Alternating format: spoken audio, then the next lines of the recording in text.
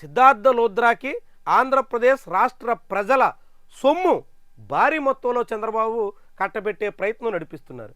చూడండి ఎంత యథేచ్ఛగా. ఆయన చంద్రబాబు వ్యక్తిగత అడ్వకేట్.